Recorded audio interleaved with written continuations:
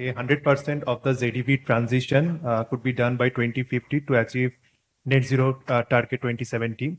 And in order to do that, there are 30 recommendations that have been proposed to the different ministries. Say, for example, MHI was targeted with 3 recommendations. Niti Aayog was given 6 recommendations like that.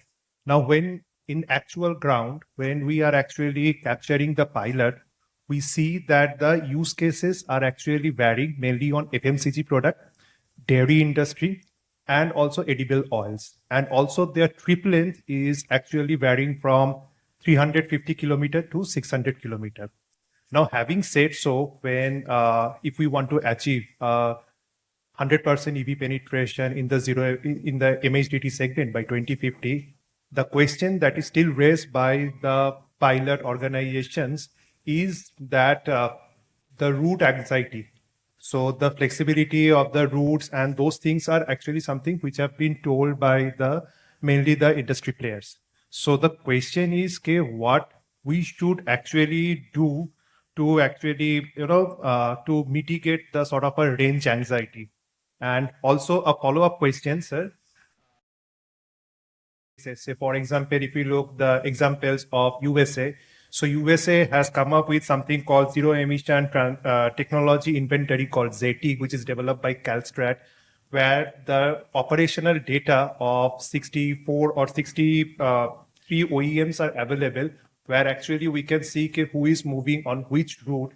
And after doing that, they are being able to enhance their operational efficiency as well. So the question is, we know for the zero emission vehicle and the electric EVs, we have the telematics data available, but can we have a similar sort of platform so that everyone from the ecosystem actually gain from each other? So what's to be done? I think the most important at this stage is look at things in the short or medium term and long term. We are getting stuck in a couple of mindsets which we've inherited from abroad. One is the pretension that commercial vehicles raise the same concerns or priorities as in passenger vehicles. So but the point is, it's a huge market there, passenger vehicles. Here it's hardly anything, so that's one mindset. The other one is also to what I would put it as focusing on the problem rather than focusing on the opportunity. So today, you've got about, say, 220,000. I'm talking 12 tons to 55 tons. That's what I work in. So you've got say 220,000 trucks being sold. It's not the perishable sector or it is not the cement sector that is moving because they are a sector. What is making them move is money. So it's a very, very nice, simple market to solve, the commercial vehicle market. If he makes better money or if he's able to pass on more savings and be more competitive, he moves, right? And trust me, after God, I think money is the biggest solution provider in the world, right? So if there is money to be made or saved, solutions will come in place. So the context is, are we going after a sector or are you going after trucks which have about a diesel bill of 30 lakhs per year, which run repeated routes and which at least have potential for long-term contracts? And you have others who can help you. Government can give you toll waiver, that guy can give you this guy can give you this. But without that, it appears, but this is a guess, it appears about 20% of the market is able to satisfy these criteria already today. So you start focusing on that. Are you in a position to produce 40,000 trucks? No. Are you able to finance 40,000 trucks? No. Why are we bothered about the sector? So the first step is to do, I think the main mindset change is coming from people like Transworld, Billionaire, etc. They are looking at the business imperatives rather than the sector behavior, OEM, etc., right? So they're able to come up with what matters, what solves the situation, and trust me, nobody's doing this as a social cause alone. There's got to be money that is being made, right? So they need to start looking at projects. So infrastructure, range anxiety, is solved when you approach things as projects rather than corridors and highway norms and stuff like that. What happens, I think the US electrification, freight electrification strategy, I think it was combined by both DEA and one more department. Very nice, logical, sensible approach. Start with projects which will yield hubs and spokes, and probably 20 of them across the country. And then the spokes will start growing towards each other and they will convert into corridors. So let money solve its own problem, right? So what's the opportunity? It's to go after the specific use cases. And I think that's where, compared to conventional OEMs or the operators, the new guys are bringing in a new flavor. They're getting rid of all the other baggage and they're just focusing on, listen, I've got money to make if I'm able to do this with this kind of a closed circuit, etc. And of course, they are bringing in more thing. It may not be possible when you're having 3,000 vehicles, but you see extremely efficient operations when he's running 5 trucks, etc. Because you can micromanage with extremely intelligent people. You can't do that when you're in scale. So it will adopt itself. And that's where this data comes in. Till then, it's less about data and more about opportunities and projects. Okay. The journey to mass scale adoption of electric vehicles is going to be a function of how India is able to, unlock investments in R&D, research and development. You have an inside view of what that means today for us in India. Also, in a way, basing the fact that R&D becomes important because we wouldn't have a limitless gravy train, so to say, of financial assistance, right? Be it on supply side or for that matter, incentives on the demand side as well through different schemes that we run. But this transition needs to happen fast and quick. So could you help us just form what is the view on R&D here in India? Because most of us have a bias that R&D is engineering R&D. So in e-mobility, there are quite a few exciting opportunities where you have R&D that's possible on mobility itself and on energy, right? So we'll come to that. But actually, one of the key research points, which as an ex-chief engineer in a so-called big truck OEM, I should have guessed, but Sanjeev just glossed over it very casually. But the turnaround time for electric trucks in India, including charging, there are significant number of trips where it is faster than diesel. Now, you will not hear this from EU and the USA. It is not true for them. The reason is they have highways where the duty cycle or drive cycle is predominantly, it's dominated by cruising speed, one single speed. In India, in trucks, close to minimum of 30%, but generally around 50 to 70% of the time is spent accelerating in our diesel trucks.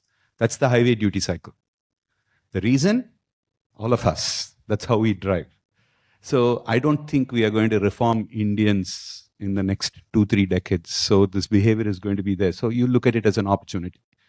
The diesel trucks in India have 230 horsepower, and the people start getting nervous when it hits 320, 300 horsepower. The average truck there is about 400, 450 now, and 550 monsters are also there.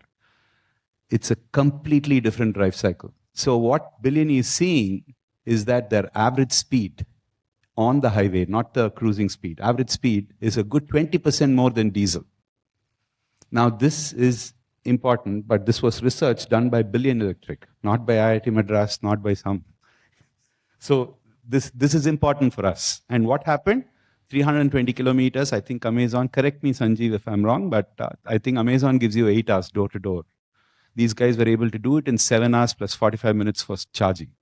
So 15 minutes shaved off on an Amazon trip, which is a pretty tough duty cycle globally, right? So we have opportunities for a lot of research in these areas. How many charging sessions are happening? Are we overplaying the demand which we are asking from the grid? Do we have data for that? Do we really believe that all trucks need to come with 300 kilowatt hours of battery? What is the range expectation based on the diesel data that's currently there?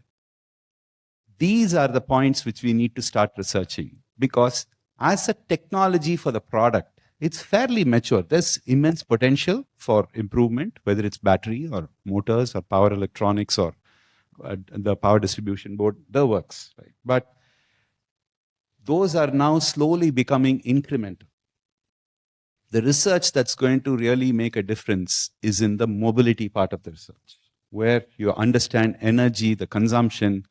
Typically, everyone talks about 45-minute charge. Probably half the trips are just going to need a 15-minute, 20% top-up. And he'll make the journey, right? And you'll see the way when Bellini, you start discussing the details, they'll talk about, oh, no, I don't even want the charger on this side of the road, I want it on the same side of the road. Right? Now, because that trip, a 10-minute delay costs some money, right?